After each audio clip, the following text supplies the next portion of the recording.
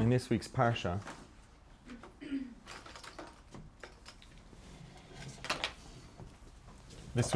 first of all, to start, is this Parsha's Vaeirah. Vaeirah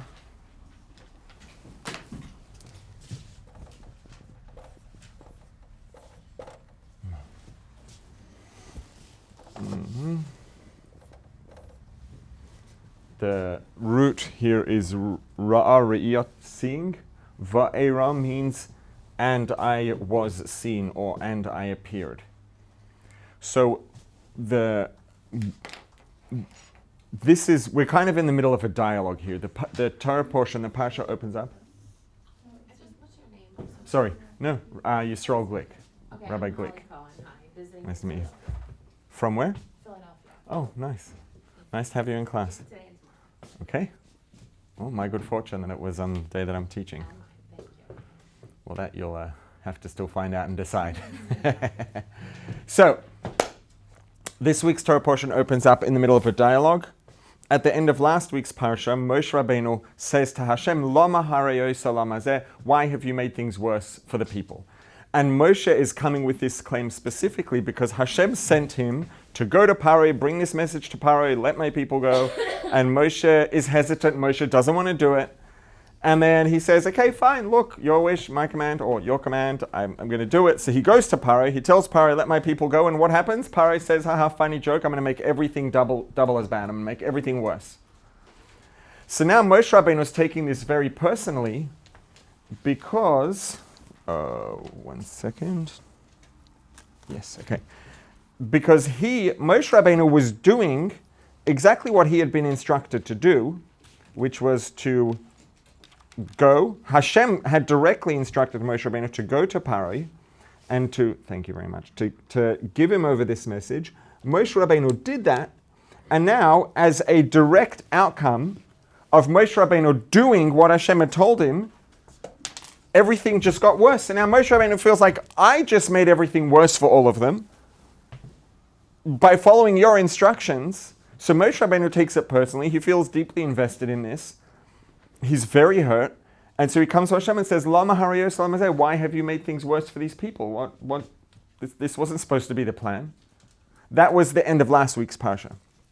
We open up this week, continuing the dialogue, and Hashem responds, and he says, Vaeirah, and I appeared to Avram, Yitzchak, and Yaakov, to your forefathers, the three patriarchs, Bekel Shin Daled Yud. So Hashem says, I appeared to them with the name to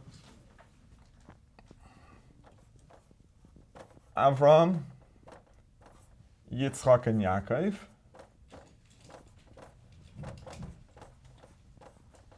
Hashem appeared to them with the name Kel Shin Daled Yud.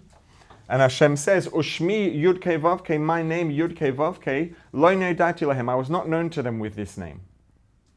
And then Hashem continues and says, I'm going to take you out of Egypt, I'm going to take you to Mount Sinai, give you the Torah, etc.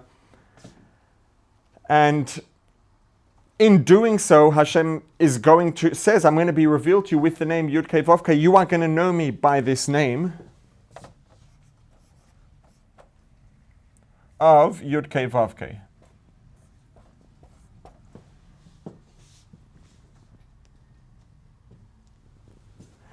And Hashem says, I appeared to Avraham, Yitzchak, and Yaakov with this name Kel and Shin Daled Yud, not with the name Yud Kei Vav Kei.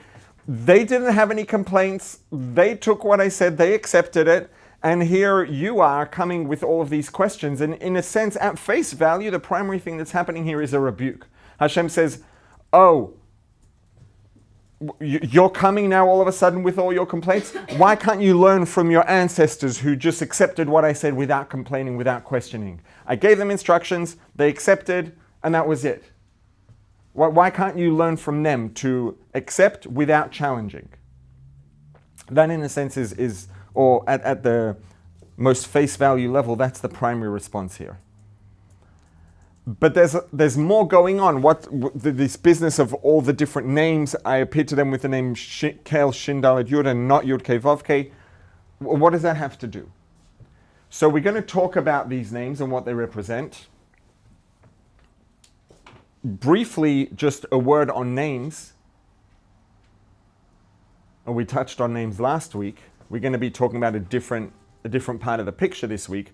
What is a name? A name is primarily a way of referring to someone, a way of getting someone's attention.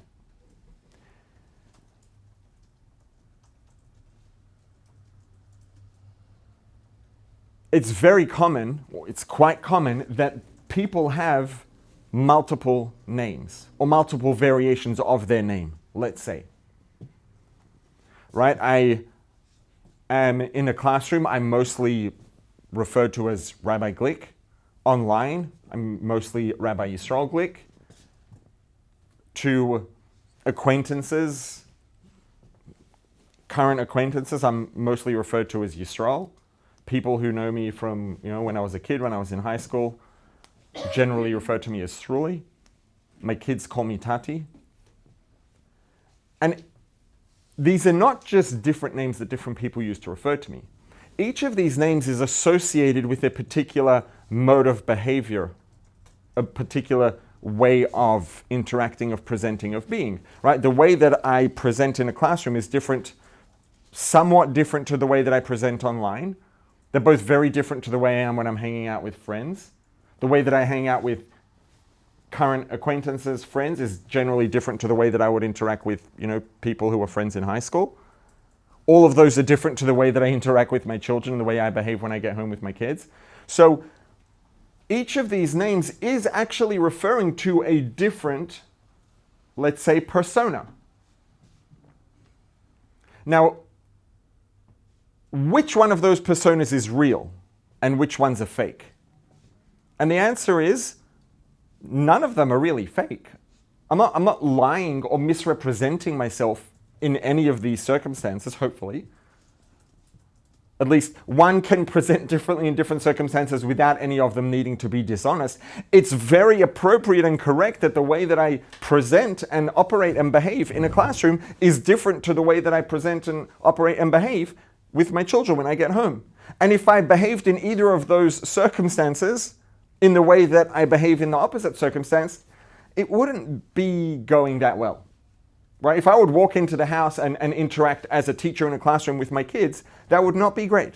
If I came in here and behaved the way that I behave with my kids, you might get a good laugh, but you're not going to learn quite. The truth is my kids keep me on my toes. You'd probably still learn a fair bit. But it wouldn't be the way that things are supposed to be in a classroom.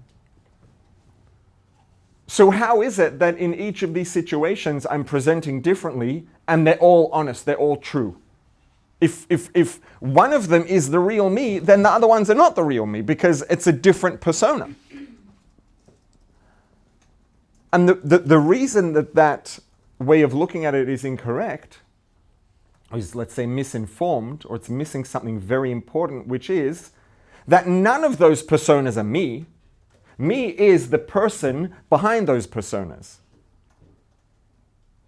No one ever sees the real you, right? If you take a minute to really just stop and be present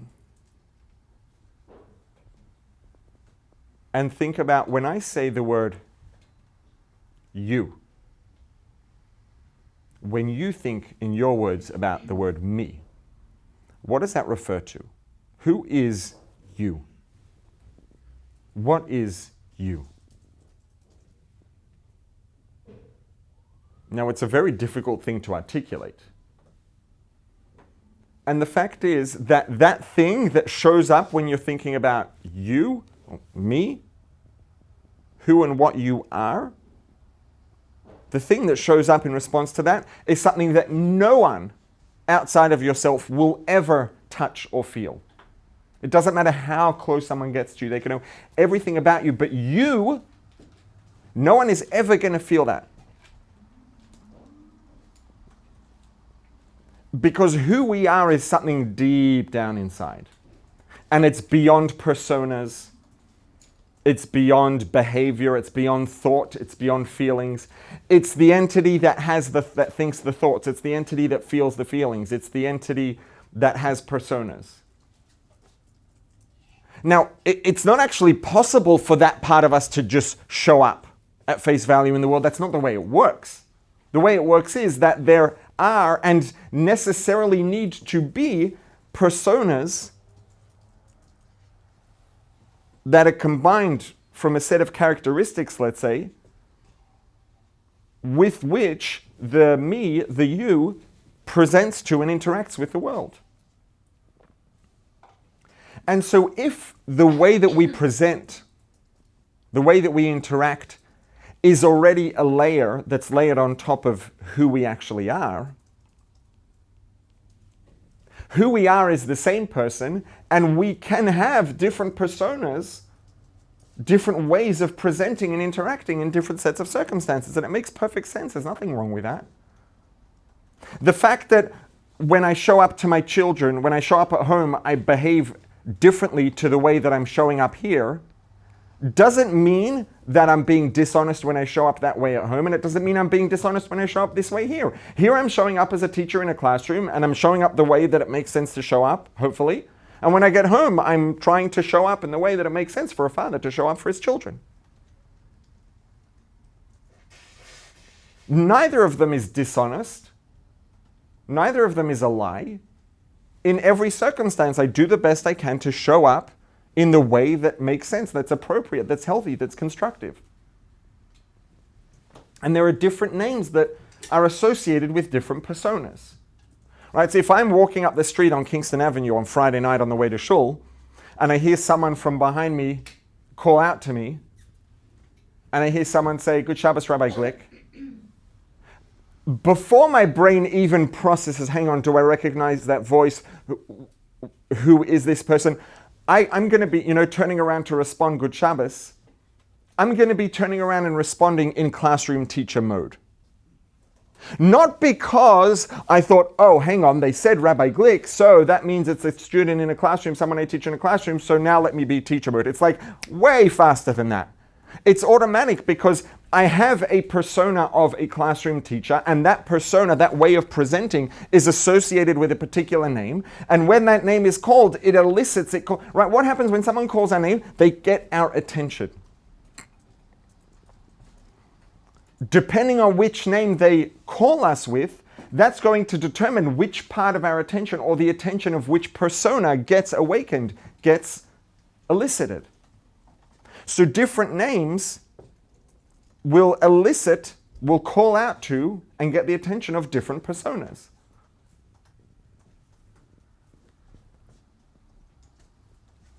If I hear someone from behind me call out and say Tati, before I even have time to process, oh, that's my kid's voice, or oh, they called me Tati, it's like 99.99% chance that's my kid, I'm already turning around in father mode because that name called to that part of me.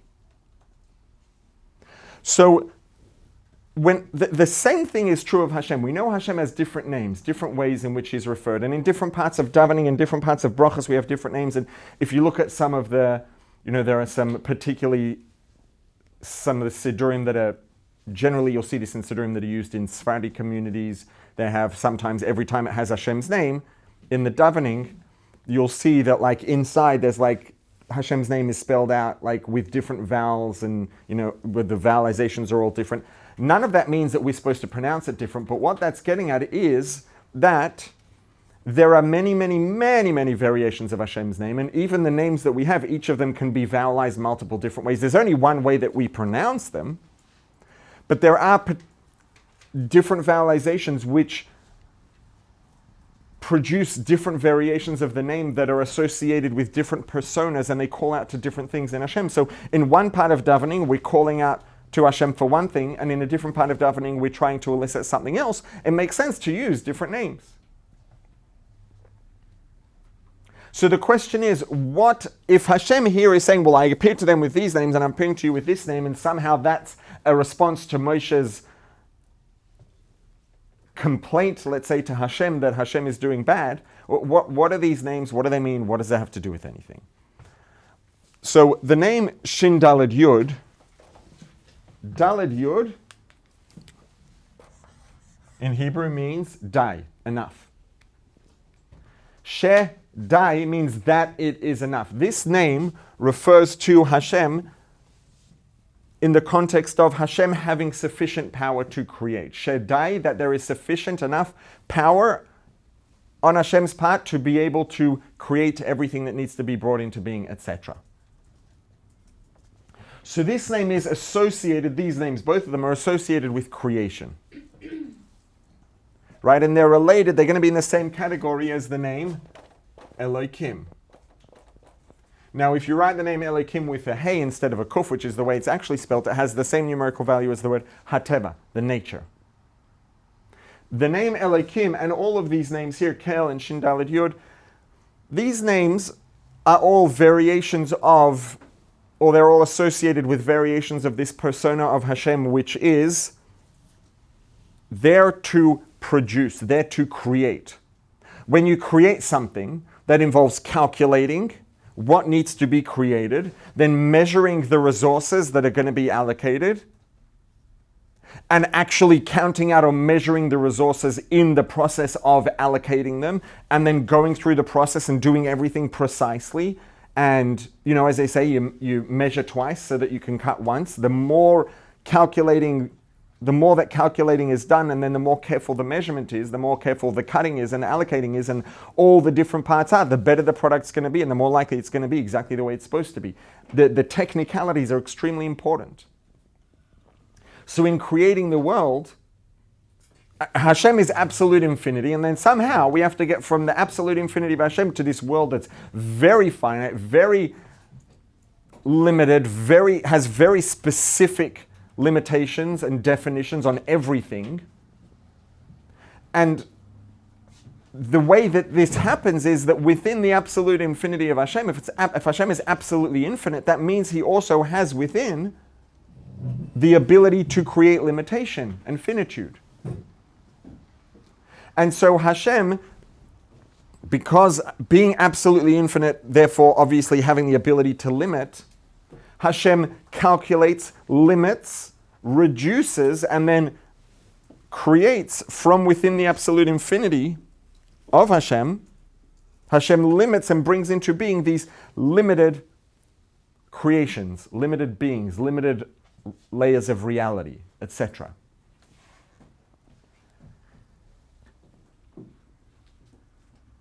And so if you look at, one step at a time. So these names refer to generally this limiting, measuring, creating persona of Hashem.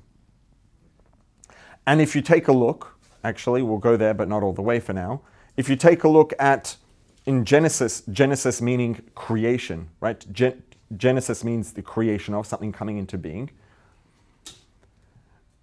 If we take a look at the very beginning of Bereshis, of the account of creation, it doesn't say Bereshis bara Yud Kei Vav Kei. It says Bereshis bara Elohim es hashamayim es haaretz.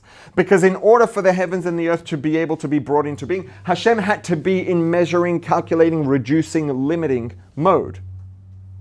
So the persona that was actively involved in bringing things into being was the Elohim, the limiting. Kel, Shin Daled Yud, that category. So throughout the entire account of creation, every time it refers to Hashem there, it says Elohim, Elohim, Elohim. It doesn't say Yud Kei Vav Kei. The name Yud Kei Vav Kei, if we look at here, we have all of the letters here in this word for, to be able to write Haya was, Hoive, whatever, I'm writing it all out, it's going to get messy. Haya was, Hoive is, Yihiyeh will be. All the letters necessary to write all of those words are in this name. What's that telling us?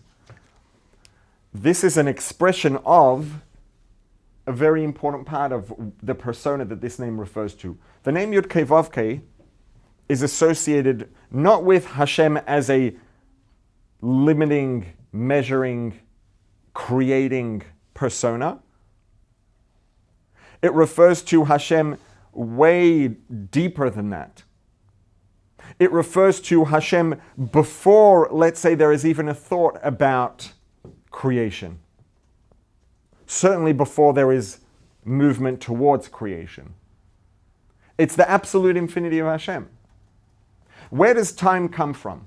Time comes from within the absolute infinity of the Creator. Just like space, just like mass, just like energy, just like each of us, just like everything. Everything comes from within the absolute infinity of Hashem. Within the absolute infinity of Hashem, every moment coexists together because all of them exist there in potential form within absolute infinity, which obviously includes everything. So the past is there, the present is there, the future is there, and all of them are there together in the fact that they're just simply included in the absolute infinity of Hashem. So this name, Yud Kei Vav Kei, tells us, Haya, Hove, Yiyeh, past, present, future, all of those things are just equally together there, they coexist. Time is there, space is there, past, present, future, every point in space, mass, energy, concepts, ideas, logic, reason, you name it, it's all in there together because that's the absolute infinity of Hashem. This is a whole different level and depth of divinity and infinity to what's happening in this persona of Elohim that's associated with nature. And so Hashem here tells Moshe Rabbeinu, I appeared to Avram, Yitzchak, and Yaakov with the name Kel Shin Daled Yud. Yes, they were extraordinary people and they had interactions with the Creator, and Avram Avinu had these conversations with Hashem, amazing stuff. But at the end of the day, let's say the way that Hashem was showing up in their lives, when Avram Avinu was having this dialogue with Hashem, the way that Hashem showed up in the lives of Avram, Yitzchak, and Yaakov was all in these. It was Hashem, it was God, it was the Creator, but it was the Creator in Creator persona. Which means already in a mindset of creating, of calculating, of limiting, of defining, measuring, reducing. That relatively, let's say,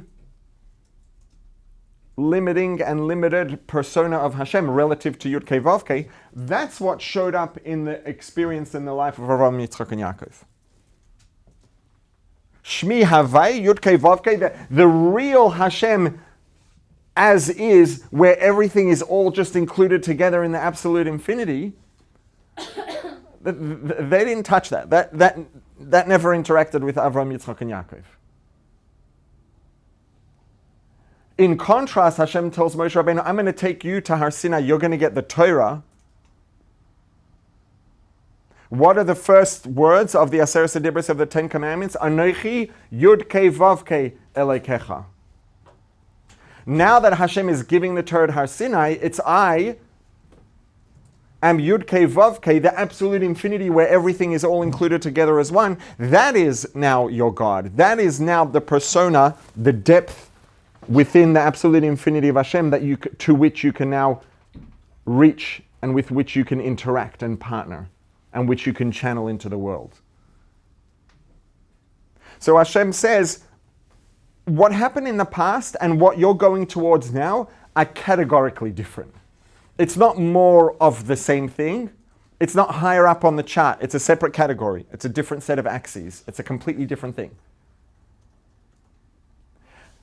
And the bottom line is, when we think about the word work can mean different things to different people.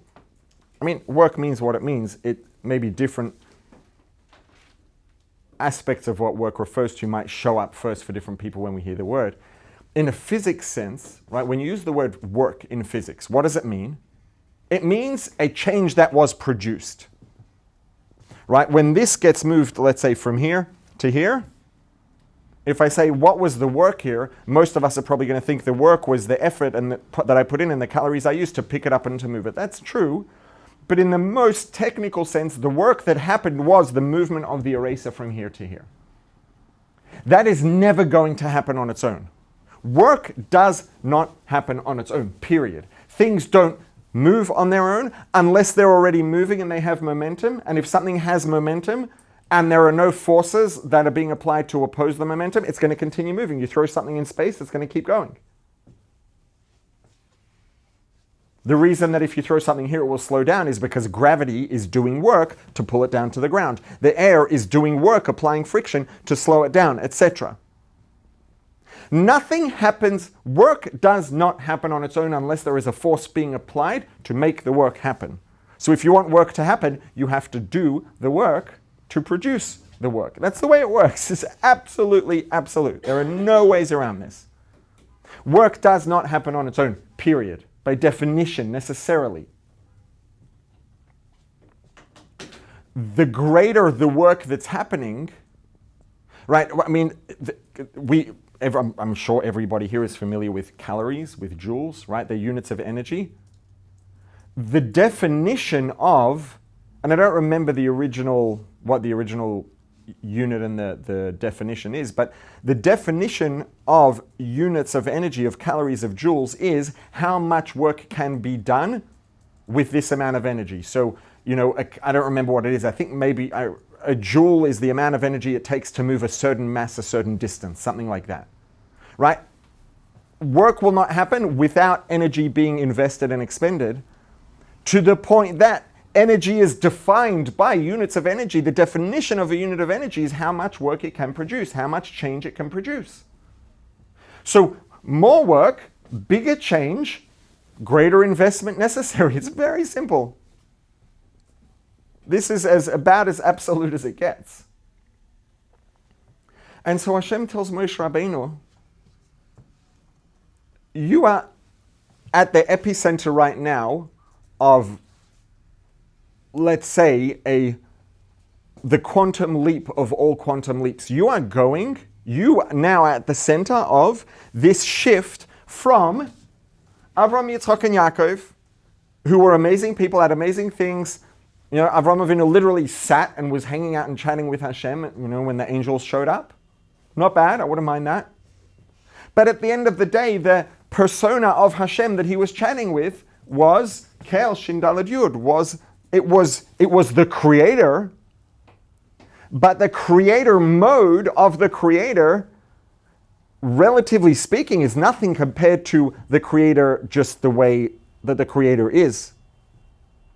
Not in creator mode, just for himself. It's a whole different thing. So we are now on the way at Har Sinai, at Mount Sinai. Hashem is going to give us the Torah. Hashem is going to bridge the gap. Hashem is going to change the fabric of existence such that limited beings like ourselves are actually able to interact with, to channel, and to integrate not just the creator, but the natural self mode of the creator, not the creator mode of the creator, Yud Kei Vav Kei. And that shouldn't really be possible. Could you say that again? When Hashem gave us the Torah on Har Sinai, He gave us the ability to interact with and channel and integrate the actual natural, let's say, self mode of the creator for the creator's self, rather than the creator in creator mode. I mean, just to illustrate what that means, because maybe that was very wordy, but it was,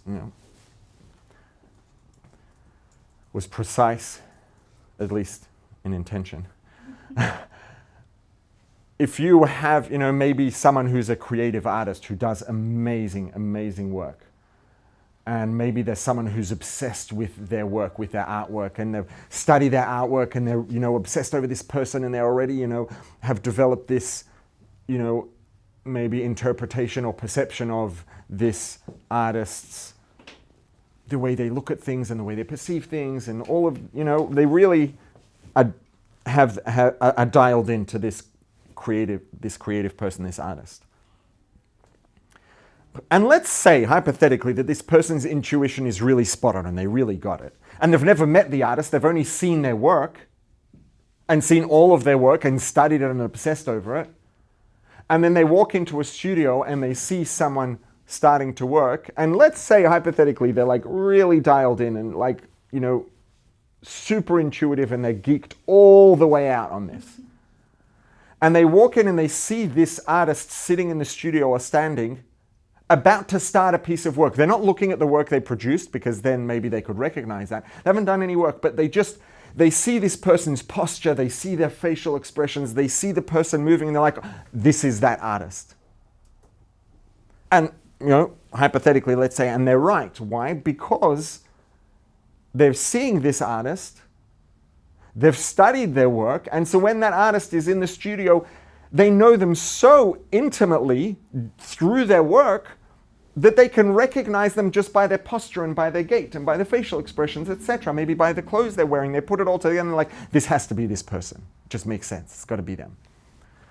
Now, if this same artist, if they would walk into a lounge or a dining room, a living room in a house, not knowing whose house it is, and this artist happens to be sitting there drinking a cup of coffee or taking a nap or speaking to a friend on the phone, are they going to be as likely to be able to recognize them? No, not at all. They recognize this person through their work. When that person is in creator mode, that is the persona that is expressed in the work. They are there in the process of creating, and the process of creating produces the artwork. So when they see the person in the process of creating, if they're really dialed in, they might be able to recognize the person based on the process, because the process is connected to the artwork. That person might, the kind of work that they produce doesn't necessarily tell you what flavor of ice cream they're going to like, or whether they prefer tea or coffee or neither. Because the person for the person is just the person, which is way more than when they are in creative mode. When they're in creative mode, there's that connection between them and the work. When they're asleep, when they're going for a walk, when they're chatting with friends, you might not be able to recognize it at all. Not because one of them's fake, but one of them is the whole person for themselves, and then one of them is the person in creative mode. So Elohim is Hashem in creator mode. Yud Kei Vav Kei is Hashem for himself. So Hashem says to Moshe Rabbeinu, you are at the epicenter of this quantum leap from being able to interact with and channel and integrate the creator in creator mode, Elohim, Kel, Shin, Daled, Yud, to being able to interact with and channel and integrate the creator himself, God, the way God is. Not the way God shows up to create, but the way God just is, period. That's an enormous shift, and a shift like that doesn't happen on its own. A shift like that, that's a huge amount of work that's happening. It's an infinite shift, really. It's a truly infinite shift. A shift like that is going to involve a process. And the bottom line is, now I've mentioned this several times before. I think it's been a while since I've quoted it, but I saw a sign in someone's office many years ago that said, if you're on a bike and it's really easy to pedal, you know you're going downhill. If you want to produce an outcome that needs to be produced, not one that's going to happen on its own, if you want to make something happen, there is going to be effort that has to be invested. If you want to make enormous progress in life, there are two things that are true at the same time. And I'm only pointing this out because I think it's something that can sometimes lead people astray and lead to a lot of unnecessary difficulty. Almost without exception, if you want to make enormous progress in life, or if you want to create any sort of very big change, it's going to require a lot of work, and it's going to involve some discomfort. Because super hard work isn't comfortable. It's just not. The thing to be careful about is that people can then conflate difficulty with virtue or value and think that if this is really hard, that means it's valuable and it's a good idea. And that doesn't always work out. we could invest a huge amount of effort into something that's really difficult and it can go nowhere or take us downhill, figuratively, because going downhill generally isn't that hard. So the fact that something's difficult doesn't necessarily mean that it's good or valuable or virtuous. But if something is very valuable, very good, very virtuous, almost without exception, it's going to invariably involve a lot of effort. It's going to involve, depending on how big of a shift we're talking about, how much progress we're talking about, it's going to involve substantial discomfort. It's just the nature of things. And so Hashem responds, Moshe Rabbeinu says, why do you have to make things bad? Why the pain? Why the difficulty? Why the suffering? And so Hashem responds and says, because you're at the epicenter of something huge. Your ancestors, Avraham, Yitzchak, Yaakov, the most they ever reached was the Creator in creative mode. You're on the way to me giving you the Torah. You are on the way to being able to connect to, Hashem says, to me, to Yud Kei Vav Kei, to the Creator, period, not in creative mode. The Creator in his natural state. That's a big shift, and it involves, it's not comfortable. That's the way of things. That's the nature of the universe is that producing work takes work. Producing enormous shift and enormous change requires enormous investment of effort and is going to involve discomfort. It just is that simple. There's no way around that.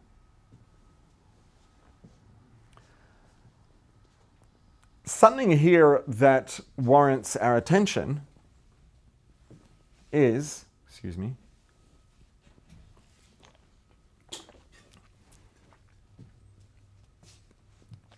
it seems like the Torah is,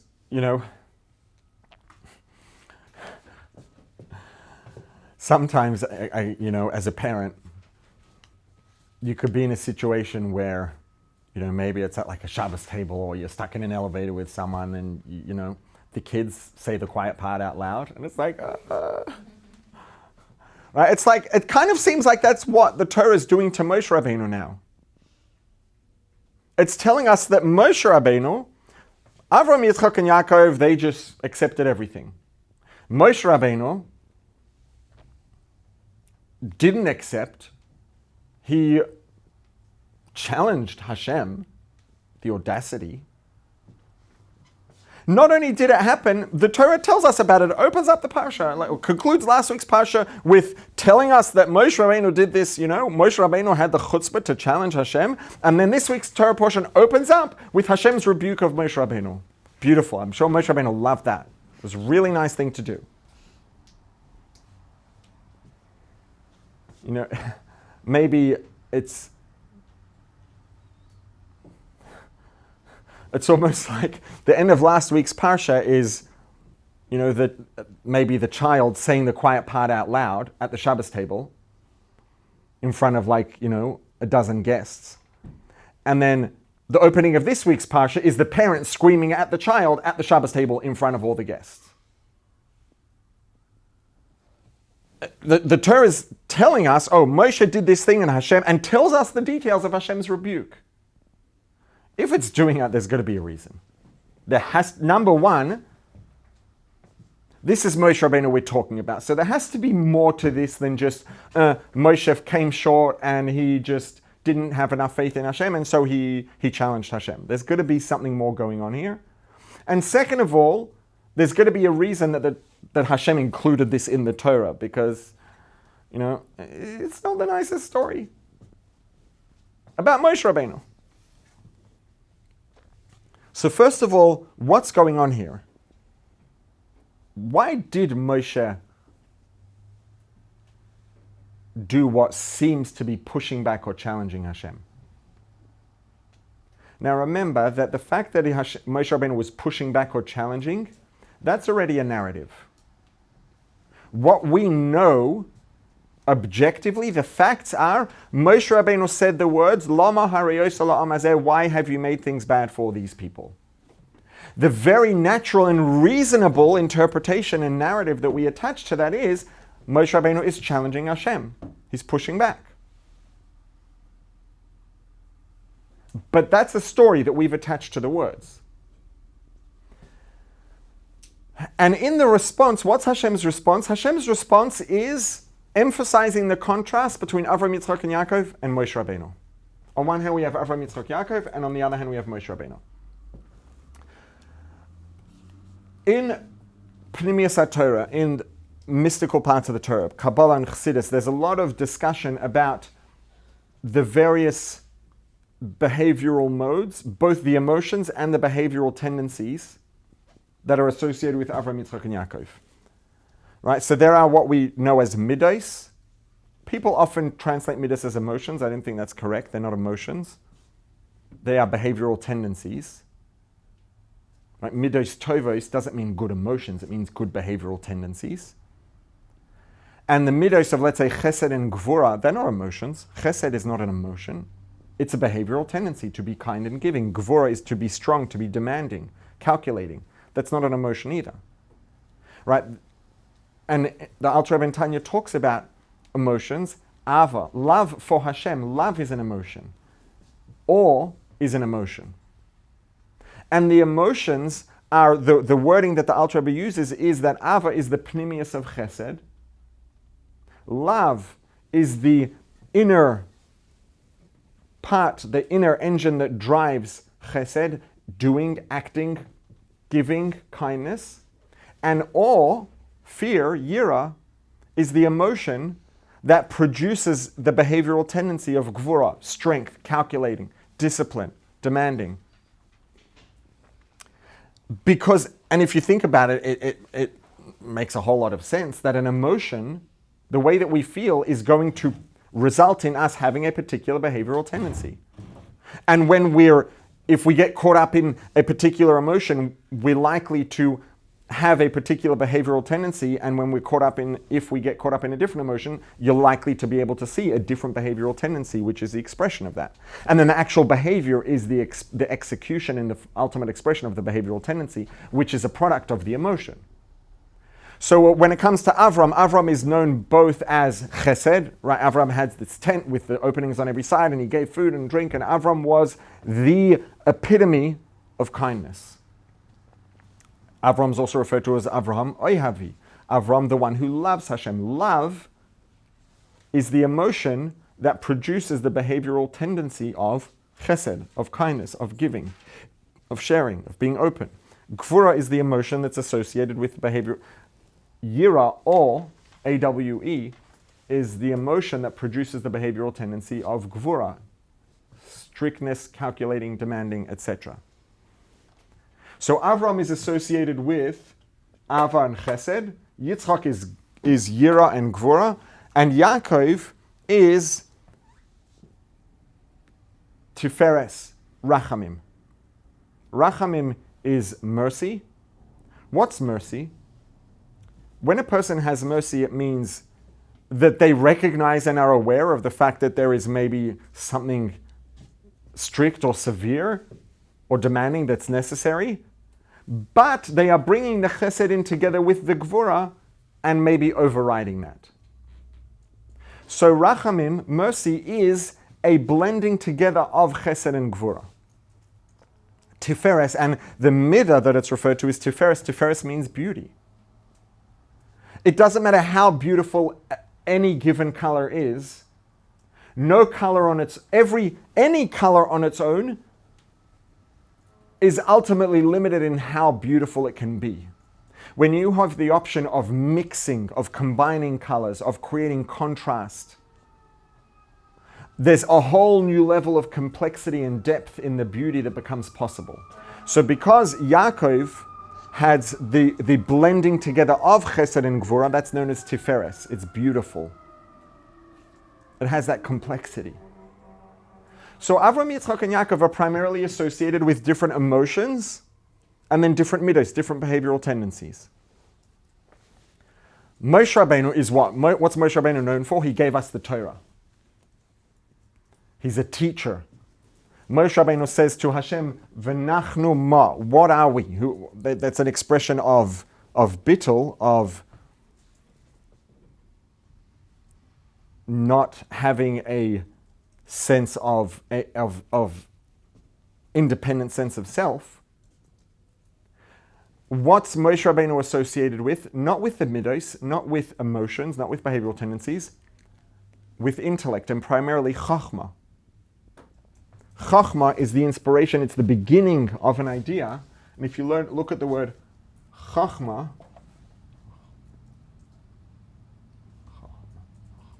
is it the other way around? The ches and the chaf? Yeah. If we divide that in half and then we switch these around, chachma is koyach ma. It's this potential, this ability to be what? Nothing. And in this regard, logic and emotions are opposites. Emotions are experiences that the person feels. They're sensations. The emotion itself isn't quite a sensation, but every emotion has sensations. An emotion is an experience that we feel.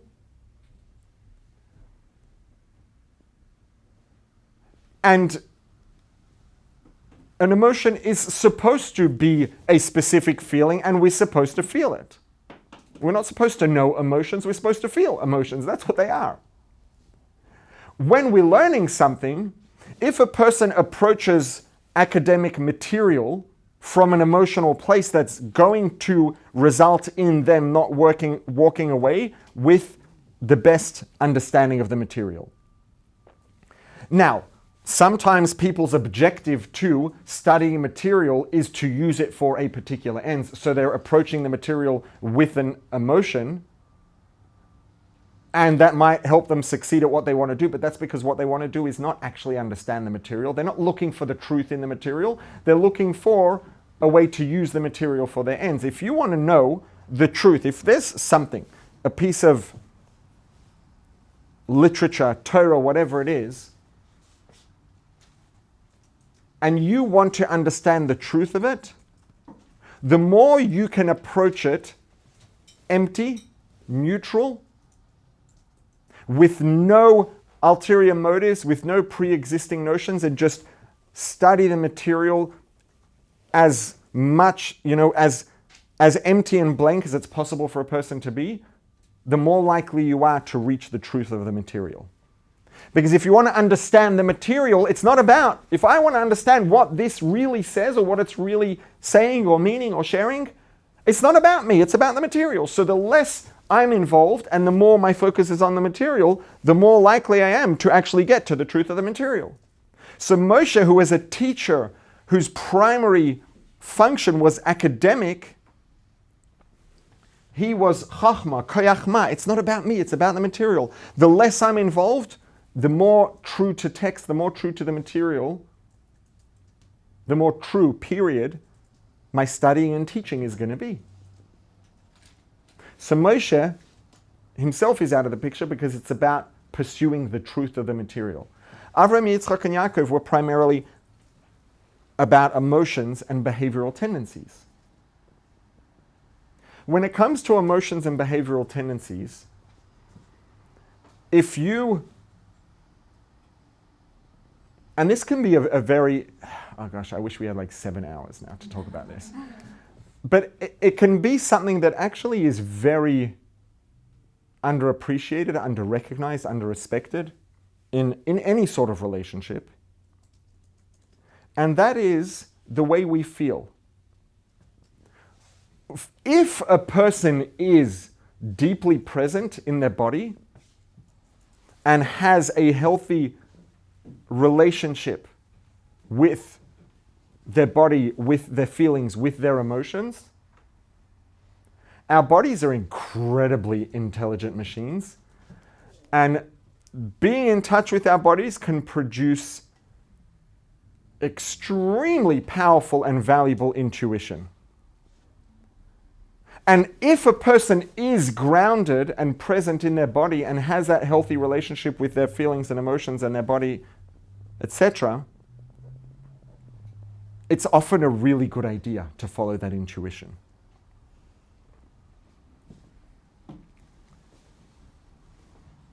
And regardless of the extent to which it is or isn't a good idea, the function of emotions, why do emotions exist? Why do we feel things? The point of an emotion is to communicate something. It's the primary objective biologically of an emotion is to produce a behavioral tendency to ultimately produce a particular behavior. Right? If we look at this very, very technically biologically, and I hope that we can all handle the complexity of whatever's necessary here. If you would ask, let's say, an evolutionary biologist, what's love? Why does love exist? They'll tell you very simply. The child whose parent loves them more is going to be more likely to survive to adulthood and to procreate. So any individual, the greater the love that any given individual feels towards its offspring, let's say love towards offspring specifically, the more likely it is that those genes are going to get passed on. And parents that don't feel love for their children, that don't therefore take care of their children and try to protect them and nurture them, etc., their genes are less likely to pass on successfully.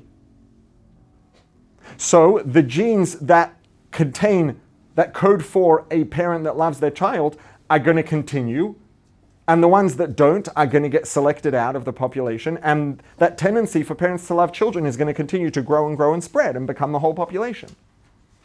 Now, if we look at what that, something that we're seeing here is the function, and this is true biologically, technically, the function of love is to create a behavioral tendency, which is, let's say in the love of a parent towards a child, it's to create a tendency to protect, to nurture, to raise. And the point of that behavioral tendency is to produce the actual nurturing and protection. So the objective of an emotion is the outcome. The direction of movement in an emotion is down and out. Emotion, behavioral tendency, behavior, action. That's exactly what it's supposed to be. Avram, Yitzchak, and Yaakov were primarily about the emotions. And so Hashem did something. Avram had this love for Hashem. Hashem said something. Avram Avinu did it. Love, action, emotion, behavioral tendency, action. He did what Hashem said. Yitzchak had this awe of Hashem. Hashem said something. He did it. Emotion, behavioral tendency, action, behavior. Yaakov had this rachamim, tiferes, this mercy, this blend of both. This feeling, this emotion. Hashem said something. He felt. That produced a behavioral tendency, which produced behavior, produced action. Moshe Rabbeinu's primary function and objective, what he was there for, was learning, teaching, academic, chachma, koyachma. It's not about me, it's about the truth of the thing. So, and this is where it gets to what I was saying, that we have attached a narrative to those words. But objectively, Moshe Rabbeinu just said, why did you make it bad? The reason Moshe Rabbeinu asked that was because Moshe Rabbeinu's primary function was chachma, academics. If there's something that doesn't seem to make sense, right? If there's someone who loves you and you love them and you have this very deep and grounded and connected relationship, and they ask you to do something and it doesn't make any sense to you, if you're in a state of present in your body feeling the relationship, that they ask you, you're going to do it. Let's say, in a situation in which that makes sense. When someone's caught up in their head, they might say, hang on a second, why would you want that? That doesn't make any sense. Now, doing that without the right degree of sensitivity or tact could end up with sleeping on the couch. But the point is that the function of academics is pursuing the truth. So Moshe Rabbeinu asked, I don't see how this makes sense. It doesn't seem to add up. Can you please explain? It's not that Moshe Rabbeinu was doing something wrong.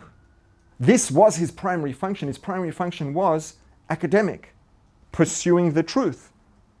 If something doesn't add up, but you're feeling it, if you're coming from your emotions, you're just going to go with it.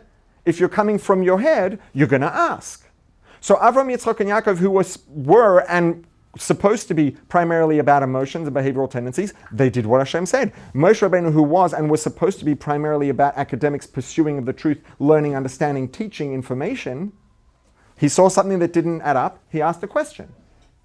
And Hashem responded to him and said, it's true that you are primarily about academics learning, pursuing the truth. But at the end of the day, getting stuck in our head, getting stuck in academics, ideas do not produce action. Emotions produce action. The way that ideas produce action generally, in a healthy, bigger picture, the way that it's supposed to be set up is that we use our mind to shape our perspective, to influence our emotions, to influence our behavior. And yes, our head can override our emotions. But at the end of the day, if there's something we're feeling very deeply in our body, number one, it's extremely difficult to override that with our head. And number two, it's not a healthy or productive approach in the long term to be just overriding our heart with our head. It's a matter of time. And so Hashem is telling Moshe Rabbeinu, your function is primarily academic, and it's supposed to be, and it's super important. The people need you as a teacher. You need to learn, you need to pursue the truth, and then your job is to share and communicate and teach that truth, the objective truth, the truth for what it is. But at the end of the day, if you get entirely stuck in your head, you're not going to be able to produce results in the world. Movement in the world doesn't come from our heads, it comes from our bodies. Right? We move with our hands, we move with our feet. The closer something is to our hands and feet, the smaller the gap for it to produce action, for it to produce movement in the world. Our emotions are in here. And so emotions have a very powerful, not just ability, but an emotion's natural movement is towards action. Right? When we feel something strongly, we want to act as a result. When we're all ruminating up here or thinking or contemplating whatever it is up here, we can sit there and think until the cows come home without a twitch. There's a very big gap between thoughts and action, as opposed to feelings. So Hashem is telling Moshe Rabbeinu, it's true that you're here primarily about thoughts, but don't make the mistake of thinking, but because thoughts, learning, academics is the pursuit of the truth for what it is, and it's not getting caught up in me, that makes it does make it more true in a sense, academically, conceptually, but that doesn't mean it's more important or more valuable, and certainly not more powerful. Because ideas in heads do not produce change in the world. Feelings produce change in the world. So as important as the ideas, as the learning, as the understanding is, Hashem says, learn a lesson from Avram, Yitzchak, and Yaakov. Not that you shouldn't seek to understand, not that you shouldn't ask questions, but if your questions are getting in the way of producing, of showing up in the world, that means that you've shifted too heavily towards ideas and too far away from your emotions, from your body. Because at the end of the day, our bodies do the action, so that which is in our bodies produce the action, our emotions, as opposed to thoughts that are up here that don't necessarily have any impact. So, Hashem's response is, as important and valuable and crucial as ideas and the pursuit of truth and academics are, don't think that therefore means that emotions and behavioral tendencies, the focus being on the emotions, are less important, are less valuable, are less powerful. Because they are certainly also extremely important, and ultimately they're much more powerful and potent in terms of producing in the world. Don't sleep on them.